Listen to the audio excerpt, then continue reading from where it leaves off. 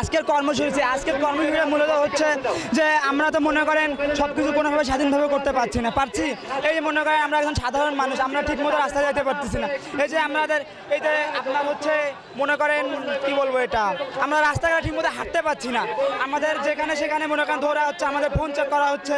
এটা তো মনে করেন সরকার ছাড়া কেউ বলতেছে না। বলছে আমি মনে করেন আপনার অধীনে কাজ করি, আপনি আমাকে যা অর্ডার করবেন আমি আপনার তাই করতে বাধ্য। আপনি যদি বলেন আমাকে এখানে বসে থাকো, তোমার বেতন অনিবার্য, আমার কাছে বসে থাকতেই হবে। বসে থাকতে হবে কিনা বাধ্যতামূলক আমাকে বসে থাকতে হবে।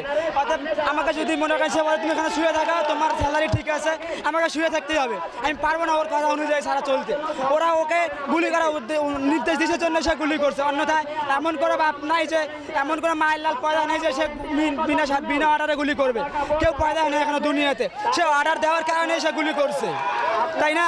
এই যে মনে করেন আমরা একটা ভিডিও দেখলাম কালকে, সংক্ষিপ্ত ভিডিওতে হিন্দি কথা আসতেছে। এটা কি আমরা ড্রাইভিং করে দেখছি? কখনোই না। অবশ্যই ভারত থেকে চলে আসছে, নিয়ে আসছে। আর আমরা তো দেখতেছি ভারত আমাদের কতটা বন্ধুপূর্ণ দেশ। এই যে আমাদের তিস্তার পানি বন্ধ করে রেখে দিচ্ছে, সে কি চাইলে পারে না তিস্তার পানিটা ঠিক মতো ব্যবহার করার জন্য?